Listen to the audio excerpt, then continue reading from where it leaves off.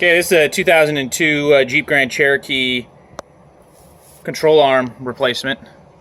I've been having some problems where going down the road, when I take my foot off the accelerator, it's wobbling, kind of almost fishtailing. And as you can see right there, there's a lot of play in that bushing. It's shot.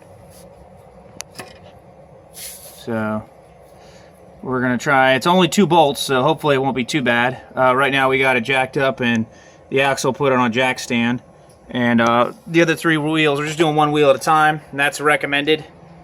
Oh yeah, there's a better view. You can kind of see how much that thing's moving. But yeah, we're gonna do 1 wheel at a time. I'm only doing the back lower, and let you know how it goes. Came out without that much effort.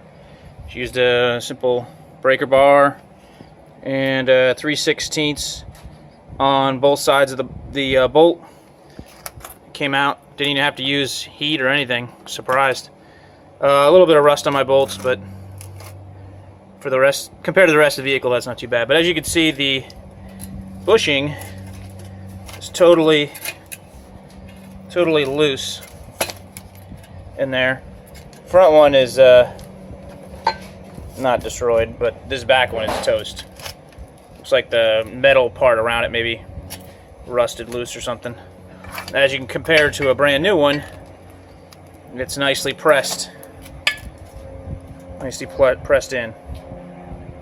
So anyway, 3/16 bolts, or nuts on the bolts, and it comes out hopefully not too hard for you.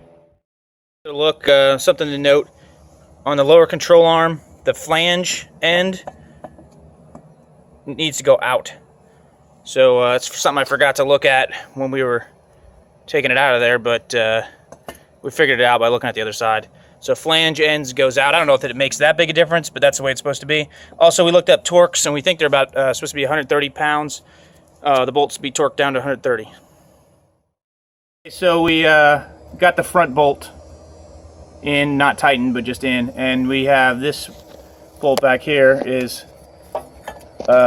because it was wobbled out a little bit, the axle needs to be pulled forward just a bit.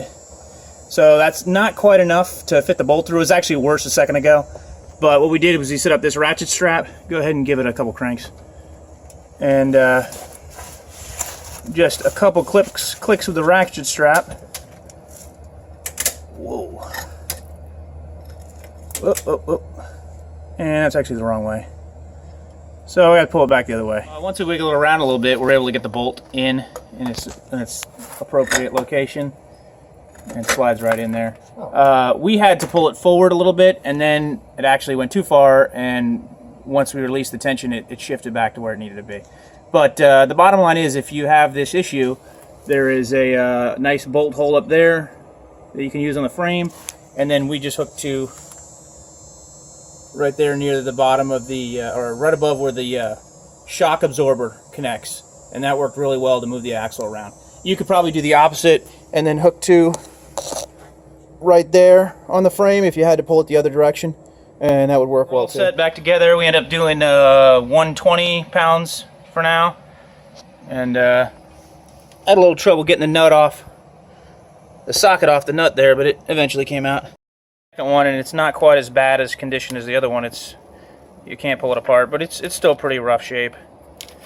Also, something to note on the side of the exhaust, the nut's got this special clip. I'm pretty sure that's just there to make easier for the guys to assemble it at the plant, because it's right snug up against the exhaust.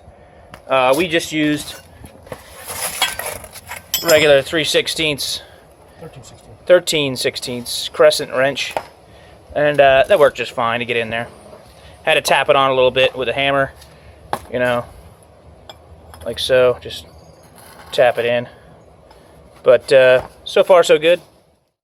A little trouble with the rusty bolts getting on there, so we swapped out the 13/16 for a 21mm, and that seemed to do a little better so they can get stuck on the nut. So this is again a lower control arm replacement for a 2002 Jeep Grand Cherokee.